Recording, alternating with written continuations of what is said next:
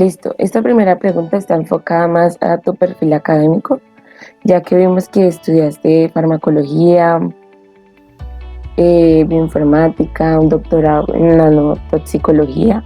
Entonces queremos saber cómo ha sido tu experiencia académica y pues por qué decidiste cómo estudiar todas estas cosas y pues Ujú. llegar a este punto de investigador. Muy bien. Pues sí, digamos, yo estudié farmacia en la Universidad de Santiago de Compostela. Bueno, siempre me gustó la física, la química, la ciencia y la salud. Entonces, bueno, farmacia combina un poco todos estos aspectos y, y proporciona, digamos, una formación en diferentes ámbitos de biología, es física, química y orientado a mejorar la salud de los humanos, ¿no? Y después soy una persona muy curiosa, entonces me gustó seguir estudiando, pues hacer un doctorado. Lo hice en la Universidad de Las Palmas de Gran Canaria, estudiando nuevos compuestos de plantas endémicas de las Islas Canarias para la actividad antitumoral, para leucemia. Ese doctorado aprendí técnicas de biología molecular y, digamos, un poco los procesos de señalización celular y el cáncer. Todo aplicado al tratamiento del cáncer y centrándome en las vías de señalización molecular, muerte celular y todas estas cosas, digamos, un poco más orientado en la parte biológica de la enfermedad. Después me fui a Estocolmo a hacer al Instituto Karolinska en Suecia, a hacer un postdoc en nanotoxicología. Nanotoxicología me llamó mucho la atención, digamos, el desarrollo de nuevos nanomateriales que pueden tener muchas aplicaciones en diferentes ámbitos, no solo en sanitario, pero también aplicaciones que tenemos hoy en día pues, en muchos productos nuevos con nuevas aplicaciones, ¿no? Durante ese tiempo pues, centré mis estudios en el estudio de la interacción entre los nanomateriales y el sistema inmune, y es algo que también me llamó muchísimo la atención. El sistema inmune, como sabéis, es nuestro sistema de defensa que nos protege entre todos los... hola, Santiago. Y digamos que aún no se conocen muchísimas cosas del sistema inmune, ¿no? Sabemos algunas cosas, cómo nos protege de algunas enfermedades, pero hay muchas cosas por conocer. La interacción de los nanomateriales como el sistema inmune me gustó mucho, me parece muy interesante, digamos, el sistema inmune reconoce lo que es extraño a nuestro cuerpo y reacciona, digamos, ante para defendernos, ¿no? Siempre. Entonces, bueno, esto me pareció muy interesante desde el punto de vista del estudio de los nuevos nanomateriales, la interacción con el sistema inmune que puede proporcionarnos nuevas aplicaciones para sanitarias también, para mejorar la salud de los humanos, y pensé en aplicarlo en este sentido. Entonces, como yo tenía mi experiencia en cáncer, empecé a pensar, y hay mucha gente ahora mismo en el mundo trabajando en el uso de nuevos nanomateriales, nuevas nanopartículas, nuevas nanomedicinas para estimular el sistema inmune para luchar contra el cáncer. Y esto es lo que llevo haciendo los últimos 6-7 años, trabajando fundamentalmente con macrófagos, que es la célula principal de nuestro sistema inmune, y la mayoritaria, y pues eso, estudiando cómo podemos utilizar nuevos nanomateriales, nuevas nanopartículas cargadas con fármacos para mejorar la administración de fármacos, liberar a los macrófagos de tal forma que activamos el sistema inmune para luchar contra el cáncer. Sí, ¿Okay? eso vimos que muchas de las investigaciones pues tenían que ver con macrófagos. Ahorita te hacemos unas preguntas de algunos documentos. Bueno, ya pues como a modo de siguiente pregunta, queríamos como decirte o que de pronto nos dieras como un contexto de cómo ha sido tu experiencia en la investigación. O sea, cómo dijiste, bueno, realmente a mí me gusta la investigación, yo me quiero ir hacia la investigación y no quiero ir, digamos, o laborar en otra área en la que posiblemente pues hubiera podido laborar. Entonces, esa es como la siguiente pregunta. Mi experiencia en la investigación es buena, interesante, difícil y, digamos, tienes que conseguir hacer cosas que... quiero decir, a mí me gusta mucho la investigación porque soy una persona muy curiosa. Me gusta, me gusta entender por qué funcionan las cosas, cómo funcionan y mi objetivo es conocer lo que no se sabe. Creo que eso es el objetivo de la investigación, ¿no? De conocer lo que no sabemos hasta el momento, ¿no? Entonces, digamos, eso es lo más importante quizás. Después, la investigación, podríamos diferenciar un poco entre investigación aplicada o investigación básica, digamos, que la investigación más básica se orienta más a eso, a conocer los mecanismos, cómo funcionan algunas cosas, y la investigación aplicada es, digamos, orientada a solucionar un problema del que ya tenemos más conocimiento o aunque no lo conozcamos, pues lo intentamos solucionar.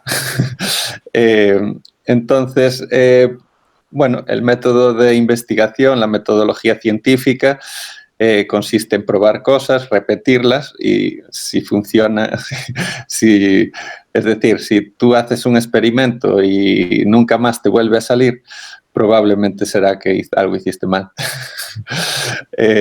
Si haces un experimento, te sale bien, lo repites 3 o 4 veces, te sale siempre lo mismo. Y sobre todo, hay otra gente en el mundo que es capaz también de hacer lo mismo que hiciste tú. Entonces, digamos que pues lo que hiciste por primera vez tú, pues es cierto. Y descubriste algo original. Entonces, un poquito esta es una visión así muy general de la investigación. Gracias. Entonces, la siguiente pregunta es, ¿qué consejos nos darías a nosotros para iniciar como jóvenes investigadores? Ya que estamos como terminando apenas nuestra carrera, estamos en los últimos semestres, entonces, como, ¿qué consejos nos darías? Pues no sé, primero pues eso, pensar qué es lo que os gustaría investigar, qué es lo que os gustaría aprender, por lo que tenéis curiosidad, yo creo que también es un poco, depende de cada persona, digamos. Siempre cada persona es buena en una cosa, ¿no?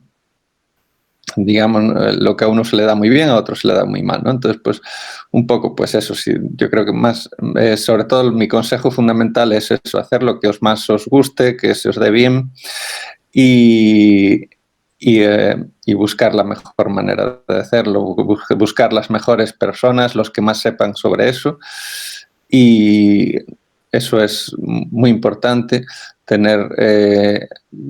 conseguir buenos profesores, digamos, porque ayudará mucho a que consigáis avanzar en la dirección correcta y perder el menos tiempo posible. Bueno, ya en cuanto a la siguiente pregunta, pues según la búsqueda que realizamos, lo encontramos asociado al Centro de Investigación en Medicina Molecular y Enfermedades Crónicas y pues asociados a la Universidad de Compostela.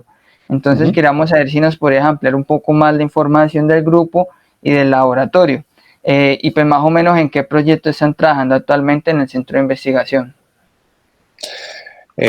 Sí, vamos a ver, yo trabajo en el grupo de María José Alonso, en la Universidad de Santiago de Compostela.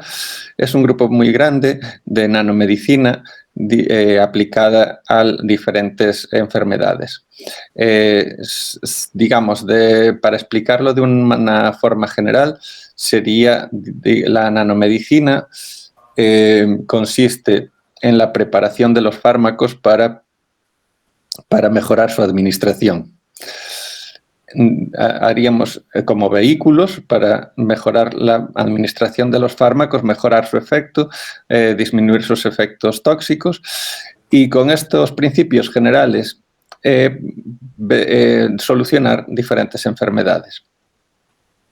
Hay muchos compuestos, muchos fármacos que hoy en día no los podemos administrar por problemas de biodistribución, de degradación del fármaco, y con la nanomedicina lo que pretendemos es conseguir pues, proteger esos fármacos y administrarlos para tratar diferentes enfermedades. Yo me ocupo fundamentalmente en el trabajo del cáncer, pero también en nuestro grupo pues, hay pues, otros proyectos orientados a la administración de fármacos para enfermedades autoinmunes, y también, por ejemplo, ahora con el coronavirus, preparación de vacunas o administración de fármacos inmunomoduladores para luchar contra la enfermedad.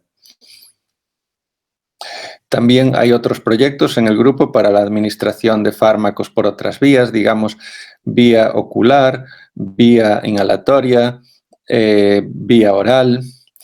Yo creo que el gran futuro de la nanomedicina es esto, es decir, poder administrar fármacos a través de unas vías de administración que hoy en día no se pueden, o mejorarlas y permitir esto, con esta administración de fármacos a través de diferentes vías para cada enfermedad podremos mejorar mucho el tratamiento.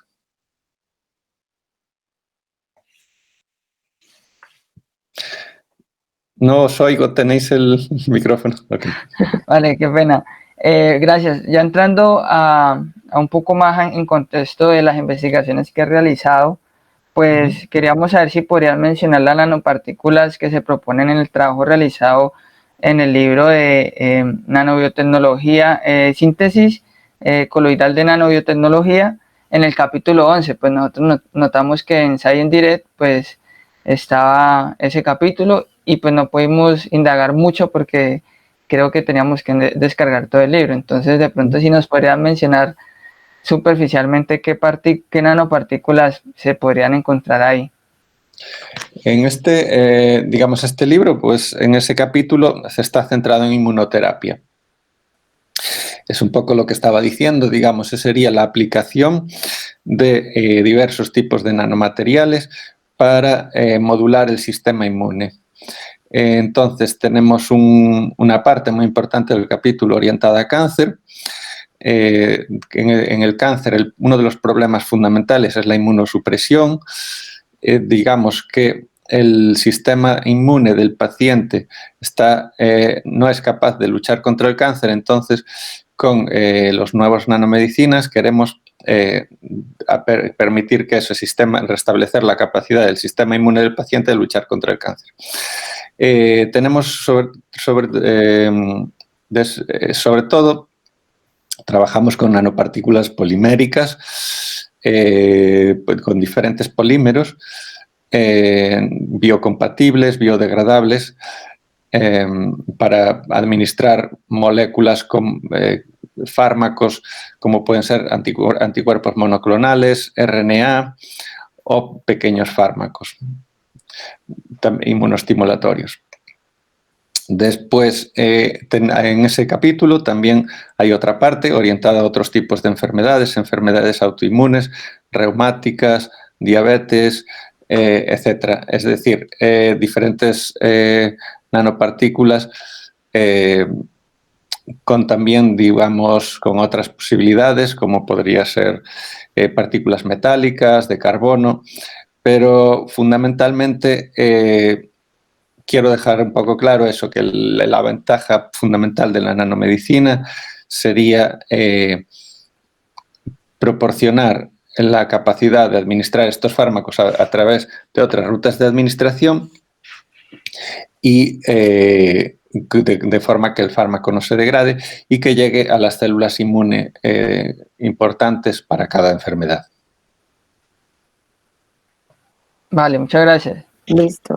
Otro artículo que pudimos revisar fue uno que se titula Estrategias actuales para apuntar a los macrófagos asociados a tumores para mejorar las respuestas inmunitarias. En cuanto a este documento tenemos una duda, pues teniendo en cuenta que estos macrófagos asociados a tumores, estos TAM, pues pueden interferir en la mayoría de terapias, en la quimioterapia, en la antiogénica, radioterapia, o sea, eso vimos en el documento. Entonces queremos saber qué tipo de terapia, pues cree usted que puede verse más afectada por estos macrófagos. O sea, como que en cuál de esas terapias interfieren más. Bueno, digamos que no hay una más que la otra, ¿no? Digamos que el problema de los macrófagos en los tumores es muy bien, como has dicho. El problema es que interfieren con las terapias que se están utilizando actualmente en clínica, quimioterapia o también la inmunoterapia, que hoy en día se denomina la inmunoterapia fundamentalmente por los inhibidores de checkpoint inhibitors.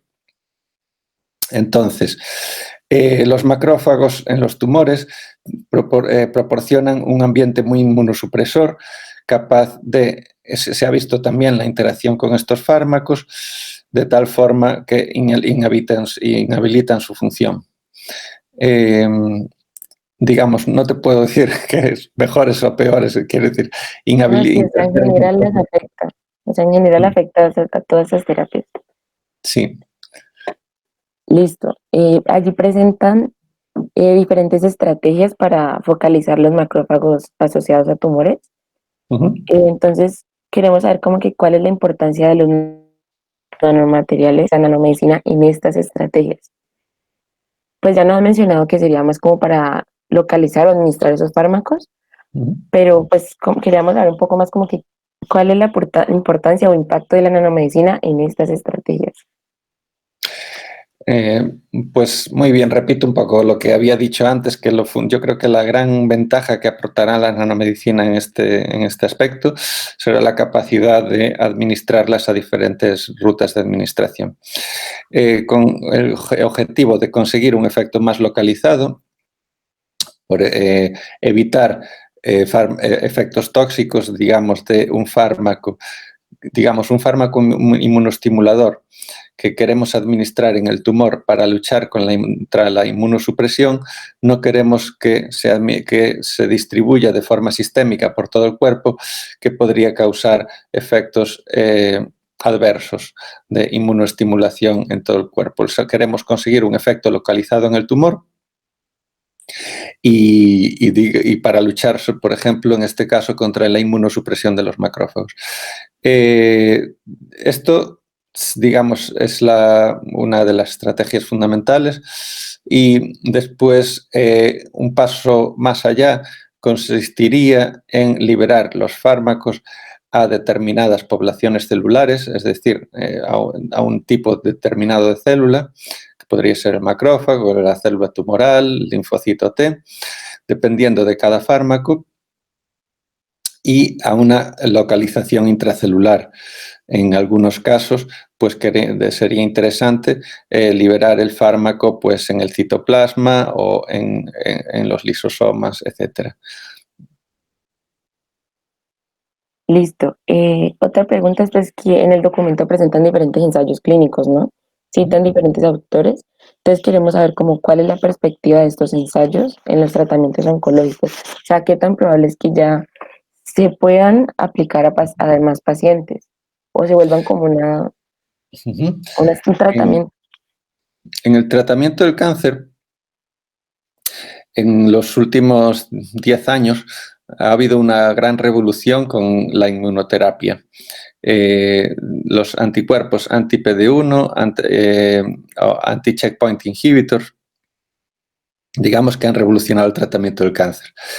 Se ha concedido el Premio Nobel en Medicina en el año 2018 a este descubrimiento, y desde ya más de 5 años aproximadamente vemos una respuesta muy importante en pacientes, sobre todo con melanoma o cáncer de pulmón, que antes no se curaban, y digamos ahora pues conseguimos curar pues un 20% de esos pacientes en cáncer de pulmón, que es mucho. Aún hay muchos pacientes que no se curan, entonces por eso estamos trabajando en nuevas inmunoterapias para el tratamiento de estos pacientes que no responden a estos tratamientos. Para eso es necesario hacer ensayos clínicos. Como bien has dicho, en respuesta a estos grandes avances y a esto, pues se han comenzado muchísimos ensayos clínicos relacionados con el campo de la inmunoterapia, y algunos de ellos incluyen nanomedicinas, digamos. Unas consisten en administrar fármacos inmunostimulatorios, pero contenidos en nanomedicinas para mejorar su acción y disminuir sus efectos tóxicos. Listo. Y por último, en cuanto a este documento, te queremos preguntar por qué crees que es importante seguir investigando pues sobre el papel que cumplen estos macrófagos en los tumores, porque creo que este campo es muy amplio y pues todavía hay mucho que investigar. Entonces, sí, tenemos, digamos, un poco... había unos estudios originales, en el principio se pensó que era mejor matar esos macrófagos, eliminarlos, ya que eran malos, pero después se empezó a ver que eso no era tan bueno. Digamos que tener esos macrófagos allí que eran malos porque ayudaban a crecer al tumor, pero si los eliminabas, pues también perdías una fuente de células inmunes para luchar contra el tumor. Entonces, últimamente, digamos, en los próximos años, yo creo que las terapias irán más dirigidas a la reeducación de los macrófagos, la reprogramación de estos macrófagos tumorales en macrófagos antitumorales con capacidad de luchar contra las células tumorales. Desarrollar ayudarán a la respuesta inmune, ayudando a la acción de las células T y todo esto. Entonces, esta es un poco mi visión hacia el futuro de hacia dónde van a ir las terapias en cáncer dirigidas a macrófagos.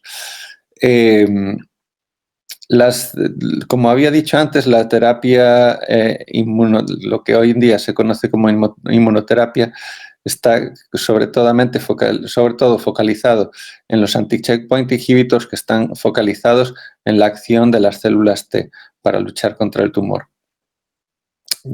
Yo creo que ahora necesitamos un esfuerzo adicional en las terapias contra los macrófagos. Digamos que sería la otra gran población celular en estos tumores que debido a su fuerte inmunosupresión impiden la acción de las células T y, digamos, necesitamos una acción combinada de todas estas células inmunes para luchar contra el cáncer. Una cosa que está clara también de cara al futuro es que el tratamiento del cáncer necesita de varias terapias, es decir, no un solo fármaco, sino una combinación de ellos. Listo, muchas gracias. Bueno, pues nosotros también investigamos o leímos el artículo pues titulado Nanocomplejos cargados de poli y C a base de arginina para la polarización de macrófagos hacia efectos antitumorales M1, ¿ya? Entonces pues nos surgió la siguiente pregunta. Según la prueba realizada en el artículo en cuanto a nivel de toxicidad, se habla sobre una relación entre biocompatibilidad y la eficacia de la dosis a suministrar. Si se llegase a necesitar una dosis mayor, ¿cómo se podría manejar el efecto adverso de la toxicidad?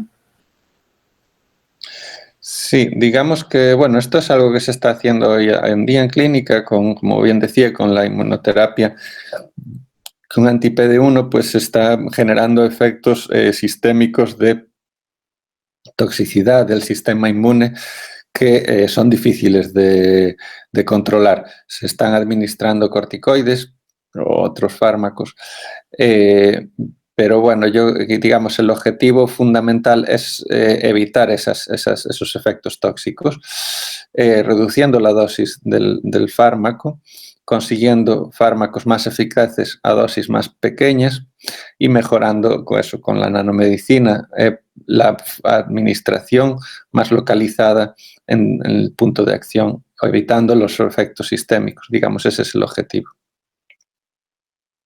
Bueno, ya ligado con esa misma respuesta, pues ya hablando ya de las aplicaciones clínicas, ¿qué mecanismos específicos se podrían notar para hablar de una aplicación más directa a un tumor localizado, teniendo en cuenta el factor tiempo, como se mencionó anteriormente? Entonces, pues yo asumo que la administración va a circular por todo el torrente sanguíneo, entonces quería saber si de pronto hay un enfoque o una dirección hacia una manera de hacerlo más puntual, porque de por sí yo creo que ese flujo en el sistema circulatorio puede traer consigo pues efectos adversos.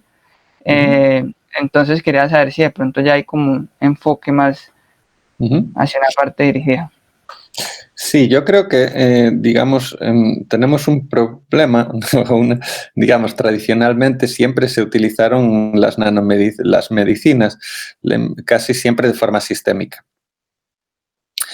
Y yo creo que en la terapia local, digamos que conseguiremos, con la nanomedicina podremos administrar los fármacos a nivel local, donde está el problema, digamos. No solo en el campo, también en otros campos, por ejemplo, la cirugía, cada vez es mejor, digamos, la técnica está avanzando tanto que en otros, que también esto ayudará a administrar los fármacos de otra manera a nivel local, mediante nuevas tecnologías de campos de la ingeniería y digamos, eso, que la medicina está avanzando mucho en diferentes campos, de tal forma que nos podrá permitir la administración de fármacos de otras formas. Entonces yo creo que eso es un poco el futuro, lo que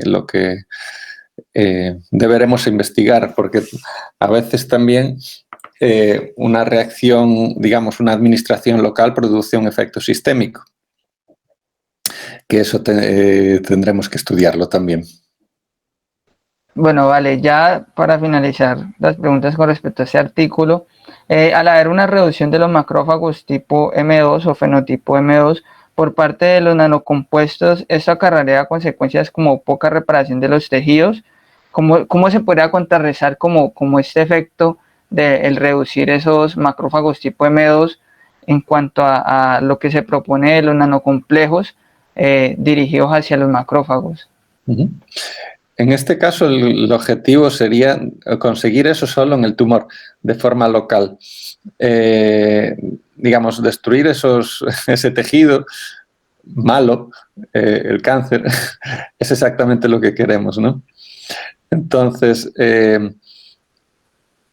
digamos que ese sería el objetivo y está claro que sería beneficioso.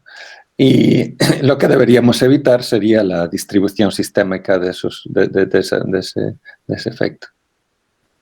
Vale, entonces ya Santiago va a proceder a hacerte otras preguntas sobre otro artículo. Sí, hola, buenas tardes, Fernando. Hola. Agradecerle nuevamente a usted pues por permitirnos hacer esta entrevista, ¿cierto?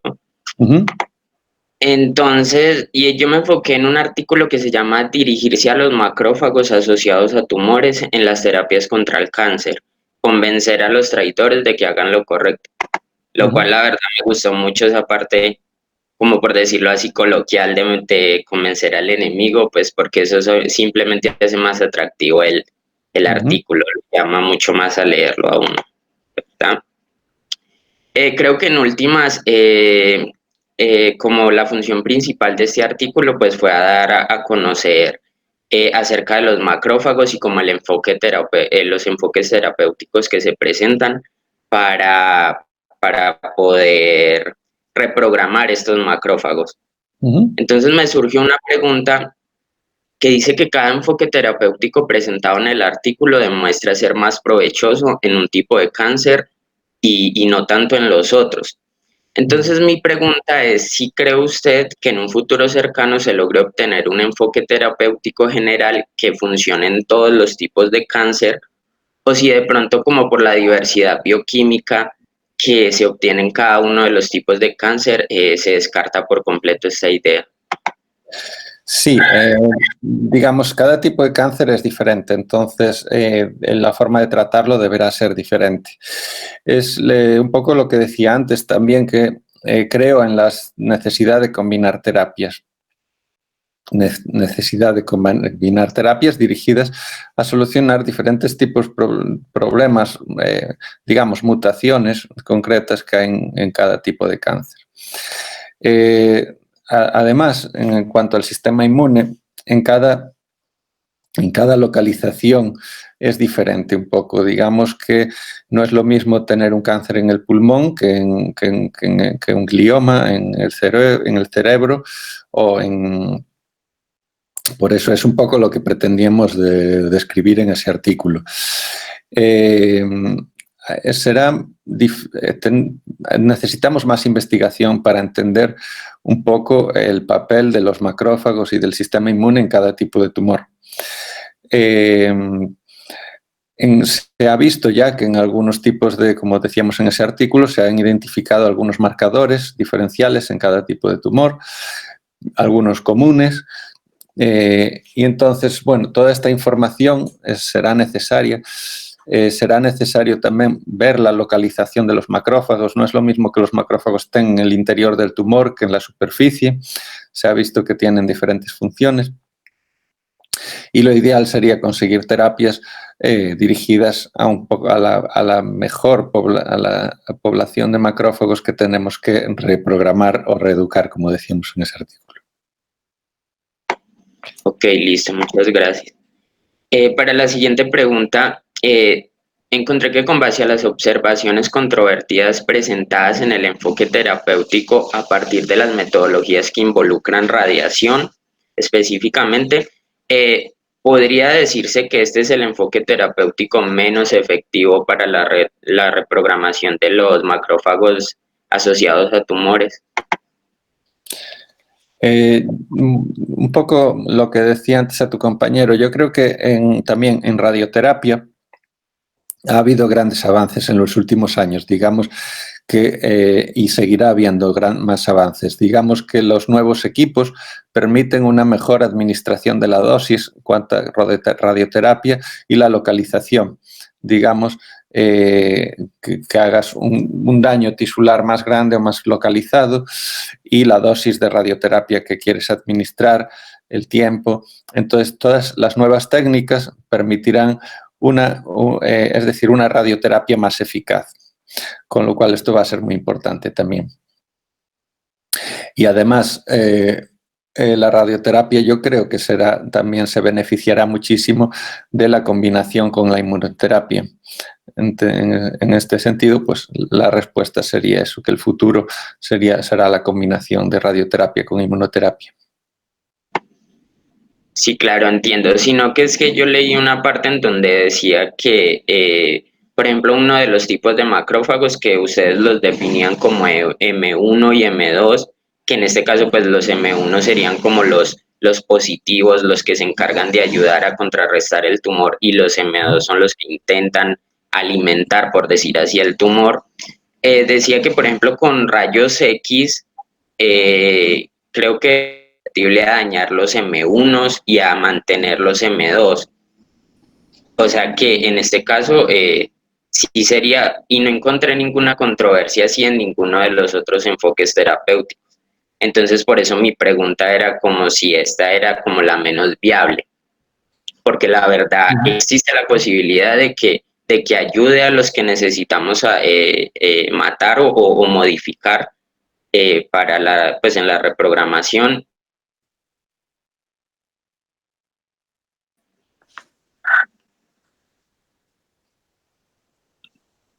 Entonces era más como entender tu opinión de si esa es la menos efectiva o hay que investigar más.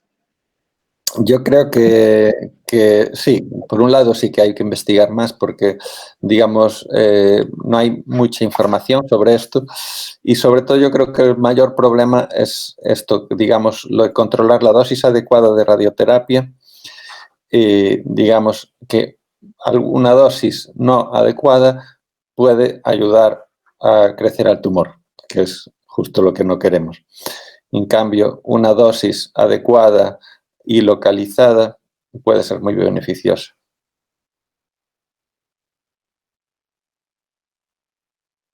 Ok, listo, gracias. Entonces, para la siguiente pregunta, ¿consideraría que la intervención genética y epigenética para reprogramar los TAM como enfoque terapéutico es esta la que tiene más proyección al futuro? No creo que una tenga más proyección que otra, creo que sí, digamos, yo creo que la que más proyección tiene es una combinación de varias, es decir, no una sola, ¿vale? Entonces, el problema es que no puedes trabajar en todo, porque no hay tiempo.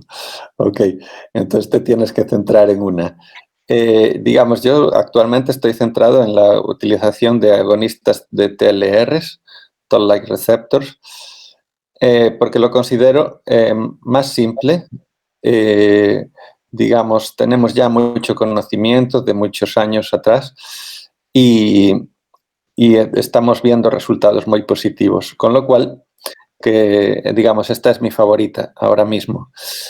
Pero no quiero decir que en el futuro otros grupos que están trabajando en reprogramación genética, metabólica, yo creo que sí que es algo muy importante que hay que estudiar en el futuro y podrá complementar a lo que estoy haciendo yo. Creo que es por lo que te comentaba antes, de una terapia combinada. Pero bueno, digamos, mi favorita ahora mismo serían los agonistas de TLRs. Ok, si era más como encontrar esa parte personal. Pero veo que tienes como una posición muy centrada, o sea, es centrada, pero no se va como a tener uno de favorito, sino que, o sea, le das como lo que se merece a cada uno, entonces eso está muy bien. Y para la última pregunta, entonces, vi que justamente en estos enfoques terapéuticos, en los dos últimos que se presentaban en el artículo, que era la intervención genética y epigenética y también la parte de la manipulación metabólica, utilizaban las nanopartículas y especificaban que las hacían a base de hierro. Entonces mi pregunta es, pues en esa investigación, ¿por qué creen que son la mejor opción como vehículos de administración las nanopartículas a base de hierro? ¿Por qué este material? En ese caso, ha habido bueno, se utilizan nanopartículas de hierro ya desde hace tiempo en clínica, con lo cual hay una experiencia también previa, digamos, de que se pueden administrar sin causar un efecto muy tóxico a los pacientes. Digamos que también se han investigado otras nanopartículas de otros metales, pero podrían ser más tóxicas. Ok, entonces, pues, por un lado, tenemos un conocimiento previo del trabajo con nanopartículas de hierro, en este caso ferumoxitol, que podrían ser administradas a los pacientes sin causar un efecto tóxico exagerado. Después, en los últimos años, se ha visto también, habría que hacer más investigaciones, pero se ha visto un poco que el metabolismo del hierro en el cuerpo es muy importante. Yo creo que habría que hacer más estudios en cuanto a esas nanopartículas, digamos, decir si el hierro de las nanopartículas se liberaría en forma de iones o no, y ver si eso afecta al metabolismo del hierro o no. Digamos, hay algunos artículos que un poco hablan de esto y se ha demostrado la capacidad de esas nanopartículas de reeducar los macrófagos en macrófagos M1 antitumorales. Entonces, bueno, yo diría que por el momento no tenemos, bueno, tenemos alguna evidencia, pero no suficientes. Digamos, pues sí, lo considero importante en el futuro, pero habrá que hacer más investigaciones. Vale, muchas gracias. Listo, Fernando. Ya para finalizar tenemos un par de preguntas como generales. La primera es, aunque creo que ya la has ido respondiendo poco a poco, pero es ¿cómo es el futuro de la nanomedicina enfocado a terapias? Pues un poco, repito lo que había dicho antes, un poco yo creo sobre todo en en la administración a través de diferentes rutas de administración, digamos, evitar un poco la administración intravenosa y podremos administrar, pues, por ejemplo, ahora mismo que con el problema que tenemos de la pandemia del coronavirus, se está investigando mucho la administración por inhalación o por intranasal. Creo que son unas rutas de administración para la administración de fármacos que podrán ser muy interesantes y podremos utilizar nanomedicinas para mejorar estas rutas de administración. También administración nasal, administración oral, administración ocular, o incluso la posibilidad de hacer con nanotecnología implantes locales para implantar un dispositivo que libere fármacos en una localización determinada en el cuerpo.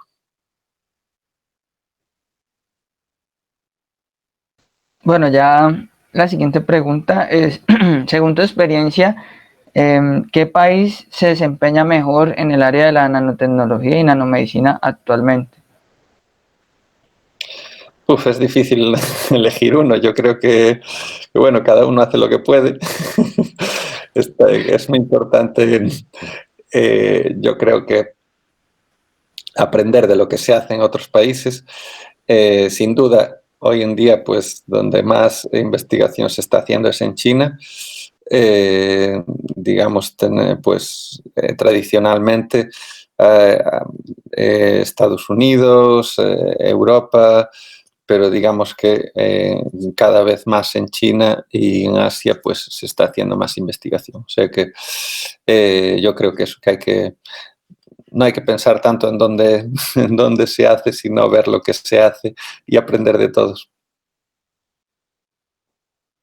Listo. Y otra es, ¿qué tan complejo piensas que es poder llevar esas investigaciones ya a la aplicación o implementación clínica? O sea, ¿qué normativas o políticas se deben tener en cuenta como para poder ya esa investigación aplicarla en pacientes? Creo que te va a preguntar algo similar ahora, pero pues queremos saber si es como muy complicado ya llevarlo a la parte clínica. Digamos que se necesita tiempo, mucho tiempo, para evitar problemas de toxicidad, por ejemplo. Digamos que los estudios clínicos tienen pues una serie de pasos que están muy definidos y pues se intentan acelerar con nuevos, digamos, con nuevas investigaciones, en realidad, nuevas investigaciones dirigidas a un poco a acelerar estos estudios. De todas formas, es difícil, digamos, muchos fármacos hasta que los pruebas no sabes cómo van a funcionar, si van realmente a funcionar. Como bien sabéis, tenemos estudios, digamos, in vitro, in vivo, primero utilizando células en laboratorio, después utilizando animales, fundamentalmente ratones, pero también otros tipos de animales como monos bueno, perros. Tenemos diferentes de eso, con problemas éticos en diferentes países. Entonces, lo que se hace fundamentalmente, cada vez estamos intentando dirigir más las investigaciones a modelos in vitro, trabajar con células, evitar el trabajo con animales y mejorar los modelos in vitro, mejorar también las predicciones a nivel de computacional, inteligencia artificial, trabajar cada vez más con ordenadores, digamos, que nos puedan predecir un poco lo que va a pasar en humanos. Pero todo esto es muy difícil, no es perfecto y, como siempre, y por el momento, pues siempre eso, tenemos que recurrir al final al ensayo clínico tradicional, con diferentes fases en las que se van probando los efectos del medicamento en humanos, y todo esto lleva mucho tiempo. Bueno, ya para finalizar, queríamos saber cómo ves tú el papel del ingeniero y también puntualmente el ingeniero biomédico en el área de la nanomedicina. Pues creo que tiene muchísimas posibilidades, un poco todas las que comenté durante este tiempo.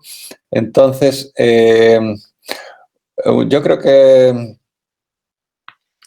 Una cosa muy importante es que cada enfermedad es diferente, cada problema es diferente y cada vez tenemos un mayor conocimiento de las enfermedades y para resolver el problema tendremos que conocerlo bien el problema. Entonces, cuanto mejor conozcas el problema, la enfermedad en particular, más posibilidades tendrás de poder solucionarlo, digamos. Entonces, creo que eso que es muy importante, pues todo el conocimiento que se está generando en la parte biológica de cada enfermedad, aunque no lo sepas todo, sí que es importante entenderlo lo mejor posible. Listo, pues ya finalizamos las preguntas. Te queremos agradecer de nuevo por este tiempo, por la amabilidad y pues por contestarnos todas esas dudas que teníamos. Muy bien, muchísimas gracias y mucha suerte. Vale, muchas gracias.